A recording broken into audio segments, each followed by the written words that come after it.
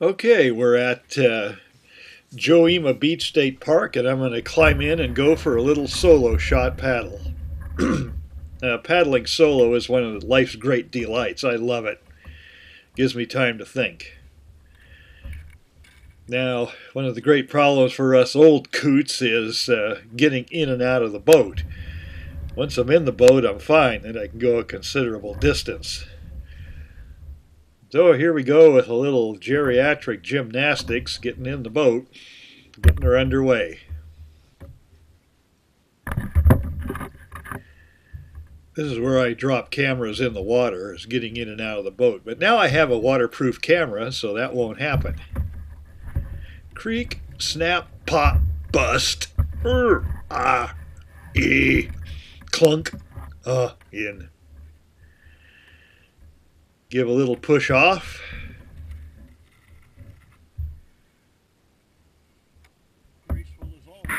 Adjust the camera. Adjust the camera again. Put the rudder down. And we're underway.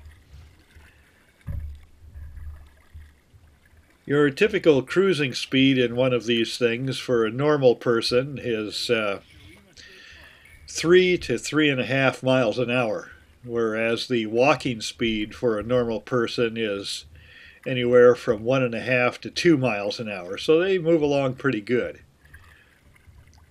If you're some kind of pure Aryan super person, you might be able to stick that up to about 4 miles an hour. Headed out of Joema Beach State Park on the west side of the Key Peninsula. Now just kind of cruising along northward bound from the park. This is about a 3-mile stretch of shoreline that I always seem to bypass and just never seem to examine, so I thought I'd take a look at it today. This is safe paddling. If you tip the boat over, you just stand up and walk to shore. There's some of these slide areas. South Sound has a lot of slide areas. Very unfriendly to home builders, but very friendly to boaters because it keeps people from building homes all over the place and makes for lots of uninhabited beach. South Sound is comprised of glacial till. There are no rock formations in these cliffs, so they're very unstable. And that's what keeps them uninhabited. Gravity is a good thing. And I'm just heading north along the west shore of the Key Peninsula. Now here's an interesting thing coming up. This big chunk of driftwood that obviously went ashore during last winter's storm, somebody has turned it into quite an interesting piece of driftwood artwork. As we get closer, you can see the big peace sign hanging on it, made out of scrounged beach materials.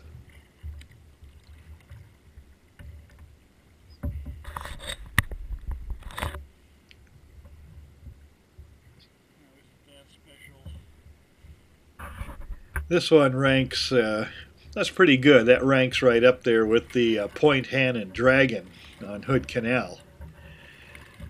Off to your left, it looks like there's a structure out there in the water that is actually a barge anchored out there with gooey duck farming supplies on it. Most of this is DNR beach, but the state leases it out to private companies to farm gooey ducks on. Now, whenever you see a berm or a sand spit like this on the beach at South Sound, that usually always means that there is a hidden lagoon or a cove behind it. Usually very small mini bays and coves and lagoons. Now the trick is to find the entrance and get inside, so I thought I'd go in and take a look around. There's also lots of pier remains and other strange things. Most are left over from early days of early shellfish operations or logging operations. That's probably what this one was a logging operation. Just slide on through the pilings.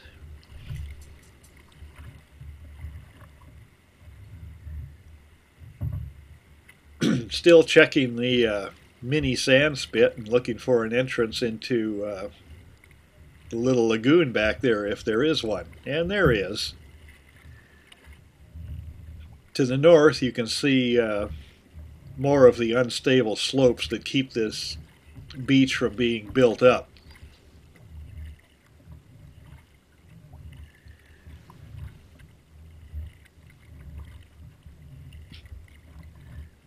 Yeah, we'll swing around the end of the spit and see if I can get into the lagoon.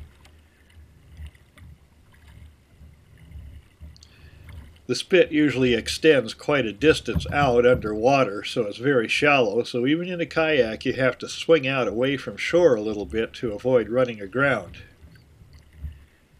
The funny looking thing poking up in the center of the picture is my partially inflated dry bag for the camera gear.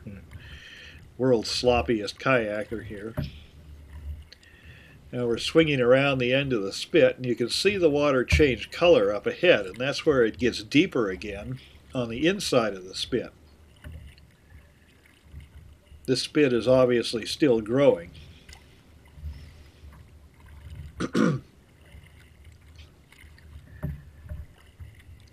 Yeah, we're pointing her back the other way, and we'll just kind of go in and take a look at this little bay. Poking your nose into mini bays and coves and lagoons is one of the great delights of South Sound kayaking. There are many, many, many of these things just scattered all over the place, all through South Sound.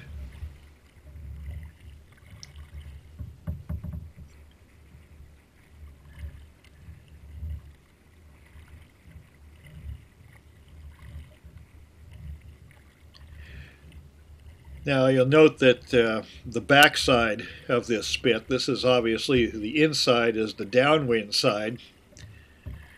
The bank is really quite steep on them, and this shows better a little bit later. And the bottoms in these things, a lot of times, if you want to step out of the boat, you have to probe the bottom with your paddle as to where you do it, because the inside of these little coves can be the dreaded boot sucker mud. What I mean by boot sucker is you go all the way down up to the top of your thigh, and when you pull out of it, you don't have your boot anymore.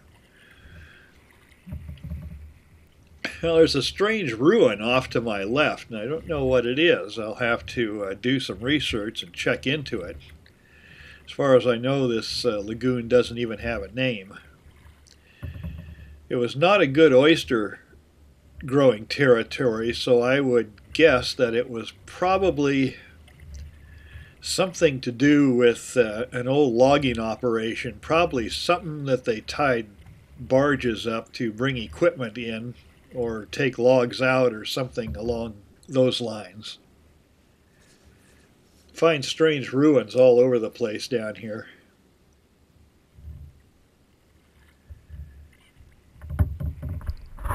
Quit paddling, and I'm going to pull the camera out and manually turn it over to the side here and take a look at this thing.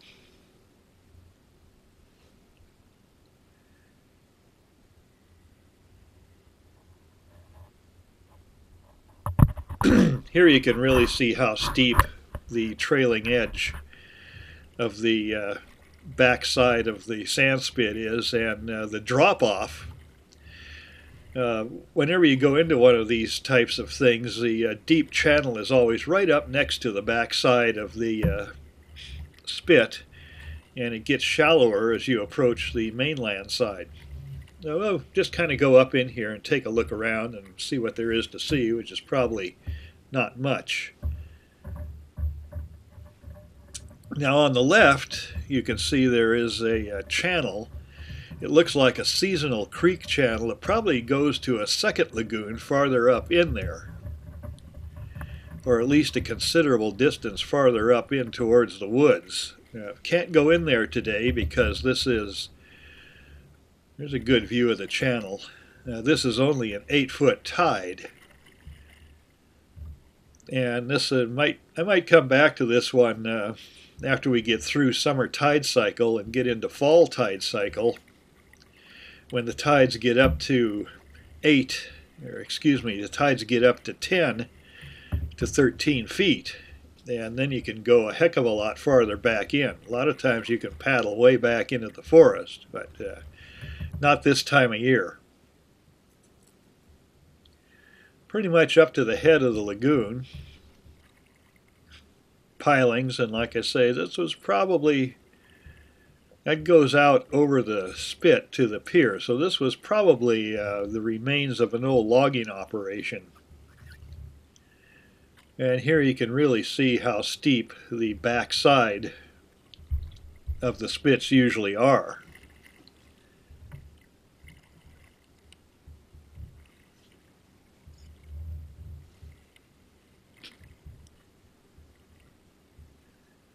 Kind of turning her around in her own length, pulled the rudder up, do a spin in its own length, and going to head back out.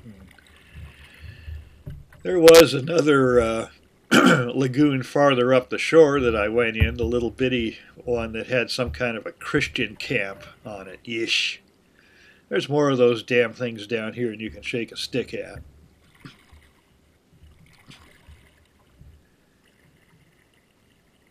I'm going to head back out the lagoon and head on up. I went up to the next point, about another mile and a half up before I turned around and headed back to the park. This is just a sampler. The entire video is going to be about a half hour, somewhere between a half hour and 40 minutes long. And that will be on DVD only. I don't want to upload anything that long. This is just kind of a little look to give you a pretty good idea what kayaking in South Sound is all about. It's the easiest,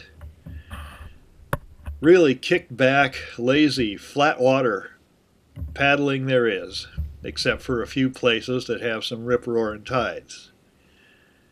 If you get tired of getting beat up by the big water of the Central Sound, North Sound, Strait of Juan de Fuca, or all those places, come on down. We also don't have a lot of boat traffic down here, as you've probably noticed. There are no major ports, so there are no ocean-going vessels. That makes it really nice. And headed back out to the open water, so